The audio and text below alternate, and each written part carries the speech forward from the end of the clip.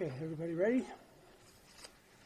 Morning. I'm Kevin Torgerson with the Olmsted County Sheriff's Office, and with me up here is Chief Deputy Jim Schuler from the Sheriff's Office, Captain Tim Parkin on the far right from our office, and then also behind us is Mayor Jimmy John King from the City of Stewartville, Nicole Raymaker from the President of the Stewartville School Board, and Superintendent Belinda Selfors with the Stewartville School District. I've got a brief statement that I'm going to read, and then Superintendent Selfors has a statement to be read, and then we'll have a time for some questions, whatever we can. Obviously, as you know, and it seems like a thing that is just a common statement, but I do have to make a statement in that sense that we are heavily involved in a very ongoing incident, and there's not a lot of questions that you can answer or add to any additional comments beyond what we're going to say here. So please honor and respect that, and we'll move forward. So at approximately 5 a.m. this morning, our dispatch received a call that a person had been shot in the parking lot of the Stewartville High School, located at 440 6th Avenue Southwest in the city of Stewartville. Our deputies immediately were dispatched and responded to the scene. Deputies learned as they arrived that 2 people had been shot in the parking lot. Deputies, school staff, Stewartville first responders, Stewartville Fire Department, and Mayo Clinic Ambulance all responded to the scene and provided medical care as quickly as possible. A juvenile male victim was transported to St. Mary's Hospital in Rochester by Mayo Clinic Ambulance Service and went immediately into surgery. The initial investigation revealed that a bus was in the front of the school getting ready to transport the wrestling team to a meet. One of the teammates was walking in the parking lot when a gunshot was heard by others. The victim was located on the ground in the parking lot, I might add, by coaching staff. As other staff and students were looking around at that moment to see what had happened, they heard a second shot. An adult male was located laying on the ground nearby with a rifle in hand. The subject appeared to have had suffered a self-inflicted gunshot wound. This subject was then pronounced deceased at the scene. A reunification center was set up with the assistance of Stewartville school staff. The students were reunited with their families as soon as possible. And additional counselors and chaplains from our chaplain corps and the Rochester Police Department chaplain corps responded and assisted at the reunification center. All students and parents have been reunified at this time. For the victim's family, the student that was transported to the hospital, they have given us permission to release this much. He is in the hospital, he has been in surgery, and he is in critical but stable condition at this time. I cannot go into any other details from that point forward. The Sheriff's Office has been in contact with both families of the involved parties as well, so including the party that was deceased at the scene. We have been in communication with them, and they are fully cooperating at this moment with our investigation. The Sheriff's Office will continue the investigation, the events surrounding this incident, to understand what took place and provide possible answers going forward. Our condolences go out to everyone here behind me that they represent. Sorry, it's emotional.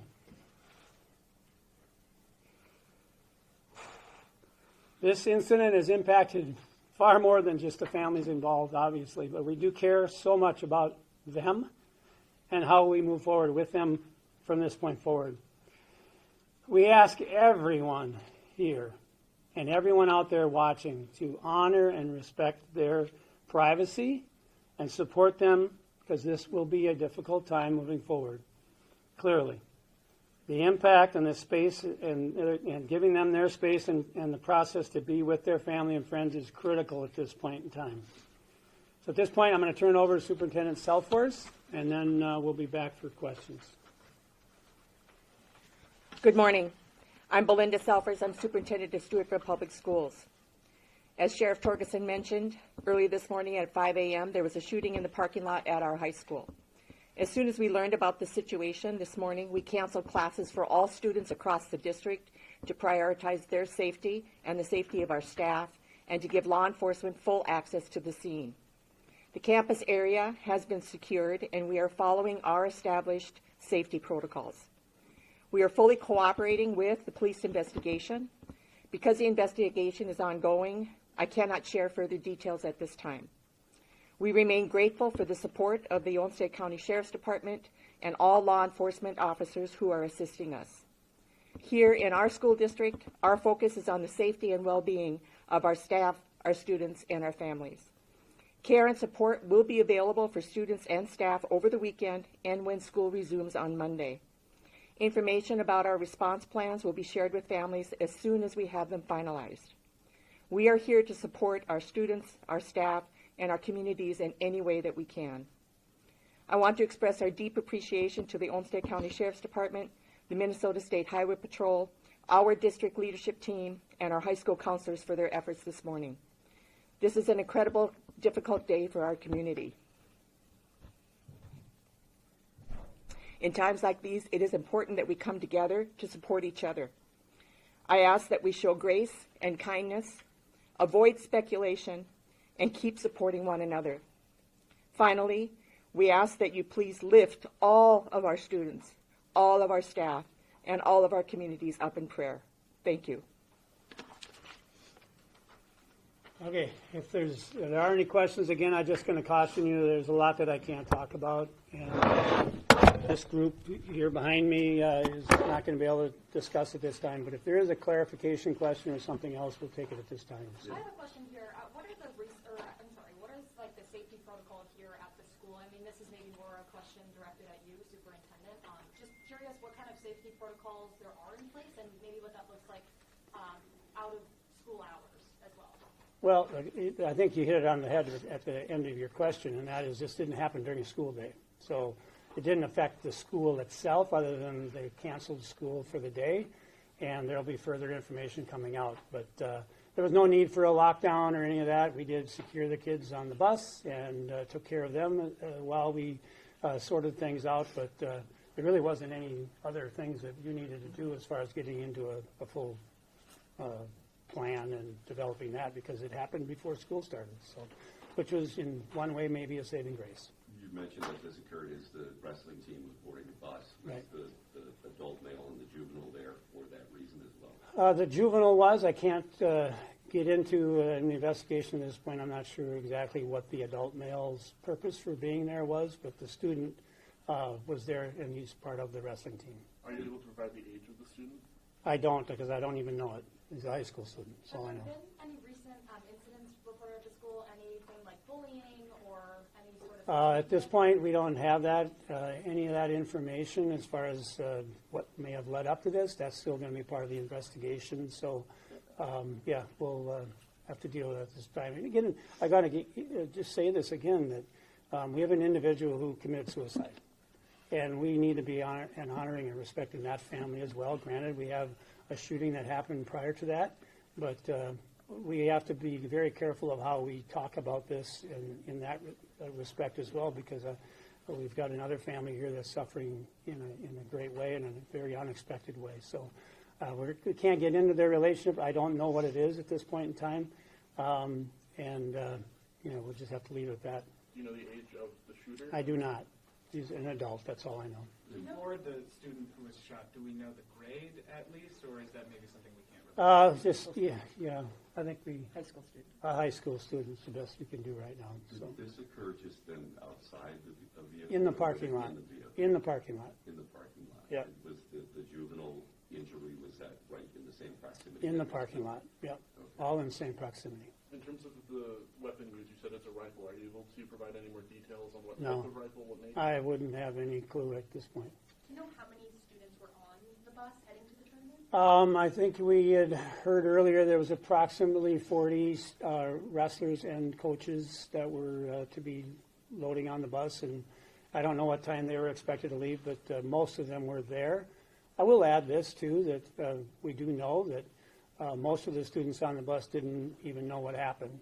The coaches that responded to the initial victim, the student victim, at least one of them heard something and then looked and saw the individual down in the parking lot. So, and they responded. I got to give those guys credit. They did a phenomenal job. Clearly not expecting to do that, to render aid in that manner, but they did a phenomenal job. And then our deputies got on scene and did what they could, along with our fire department, first responders, and mail ambulance. I mean, you just can't give those first responders enough credit. But those coaches did a phenomenal job right from the get-go to help the juvenile victim. And like I said, critical and stable. That's a really good report at this point in time from the hospital. Is there a known relationship between the adult? That I don't know. We're trying to sort that out with the investigation. I don't honestly know at this point in time. It didn't appear to be a random target. It doesn't initially, but again, I don't have the full report from the investigators. We just finished interviewing the team and coaches and everyone, so there's still a lot left to be done to investigate that. So Are you able to say where the victim was shot, like where on the I body? can't. I don't even know. You mentioned you just finished interviewing all of the team members and the coaches. Have they all been allowed to go home at this point? They've all been reunified with their families, and some are staying together at our reunification center, but most of them, as I understand it, have already gone home.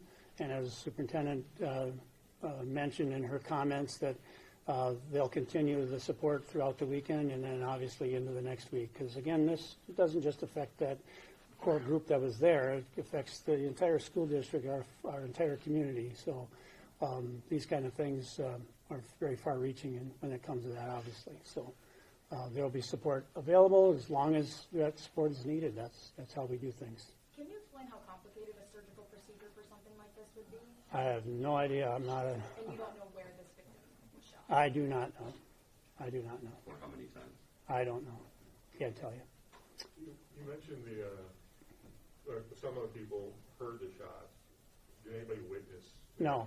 Not my understanding. Anybody saw it. They just heard something, looked out, and then saw a student down and immediately responded and started whatever medical care they had. I mean, these guys didn't have a clue. I mean, they could have thought he slipped on the ice or something. They had no idea what they were responding to. Obviously, it's not in their wheelhouse to prepare for something like that either. Is the alleged shooter from the Stewartville area? Or I can't comment on that at this time. Can you talk about how rare something like this is in this town of Stewartville? Very rare. It never happens. You know, we just don't have that kind of thing here. Right. So how does that affect kind of how you Well, I mean, we prepare for it, obviously, and there's critical incident plans. I mean, I shouldn't say it never happens. Yeah, we've had some moments. Obviously, every community has its moments, but it's not a common occurrence, I guess, if that's your question. No, this is not very uncommon for any of our communities here in Olmsted County, and so it is a unique piece. And as far as our preparation for it, yeah, we prepare all the time. I mean, our public safety guys, we all know each other, and we all know these folks, and so we all know that we all have a plan and we all have a place, and if and when something terrible happens like this tragedy, we all know where we need to be and what we need to do and how we need to support each other. So close-knit communities do that stuff. Is the adult who shot himself a coach or a teacher or an employee with the school? I don't know what the connection is at this point in time.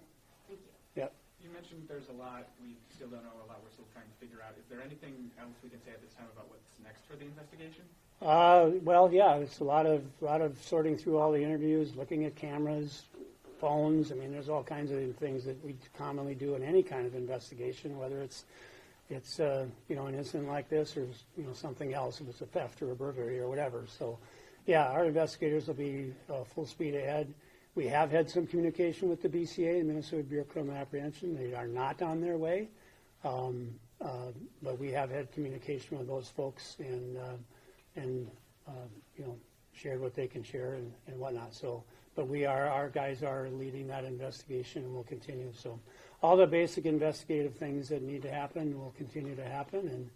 And if there is some more information in regards to the case, we'll certainly let you all know. I think from this point forward, our greater concern, besides our investigation, is taking care and supporting the school district in the city of Stewartville and Racine school district and the communities here, because obviously there's a lot more to come down the road. It's just dealing with this and healing. That's really the bottom line. We need to heal and move on and take care of the people that have been directly affected. So, what can people do to support the families involved? Just be there for them. They'll obviously reach out. Clearly, in any of these situations where people are affected in such a horrific way, sometimes they don't know what kind of help they need. Like I said, we had our chaplaincy group. I know there was some other pastoral folks here from the community that were here already. School counselors were deployed immediately to the school and to be with the team. So I feel really comfortable and confident in saying that the school district has done a phenomenal job in supporting the students and the coaches. They know who they can reach out to. So, and I know that the community and others within the community are going to reach out and have already reached out to some of them. So support comes from within, and those folks will, I really trust they'll do the best they can. And as superintendent said, the worst thing that can happen in any of these situations is people just start speculating on this or that or relationships and all these kind of things. That is not going to help anybody, ever. So if we can just not do that, I know that's a big ask in the world of social media, but if people can just not speculate and not make up their own stories or think they heard this or that and then share that, and then the whole world that's in some spotted world out there in social media starts to make up stories. We don't need that. Nobody ever needs that. No community ever does. So we've got a really core group of folks in place here to help and support these families. And I know the people standing behind us from the school district and the city of Stewartville are going to do everything they can to help and support us here, not only these folks up here, but the folks in the back of the room. All we want to do is move forward and help and support these folks. So they're going to get a lot of great support. So Is the school going to remain closed on Monday? Or the school district will put out any other statements in regards to activities and other things. They'll be releasing that information. I think that was in your statement, that they'll release that information as it comes available. There's a lot of other things that need to go on. Obviously, there's no school today, and we are on a weekend, so there's maybe a little bit of a blessing in that too. But we also know that, from my experience being around the schools for quite a number of years, quite some time ago, it's also good to have the kids together, and they can support each other too. So we're not preventing that from happening, but as we said, Monday there will be resources available, and they'll go on from there. So any further comments will come from the school district on how they handle the school and what's going to be available and what's not available, and so on and so forth. So At this time, are you aware of any sort of note that the suspect may have left behind? don't know anything that led up to this at all at this point. We're just working through that as far as the investigation goes. I know it'd be nice to have some more answers, but I can't get it to you. And you're not, Appreciate it. just to clarify, you're not sure if this was a targeted shooting or if this was. I don't. Did the person purposely shoot? I can say this much, that we don't, and I think I put this out in our first statement, that we know and are very comfortable in saying that there's no further threat or shouldn't be any further concern for anyone at this point in time. And we'll have to just leave it at that at this point in time. We're trying to dissect this thing as much as we can to understand why this happened. Again, obviously, because we have a deceased person here who shot the young person, the student. We're not going to get all the answers, and probably never will. So that's one of the hard things in any of these cases like this, where there's some things we just aren't going to ever be able to answer. But we'll try to figure that out. But again, that may not be something we want to give to the public, because it might not be their business either, as to what might have been a dynamic between people. We just don't know. So, okay, we're going to get out of here. Thank you, folks. Appreciate it. I do have hard copies of the press release if anybody would like one.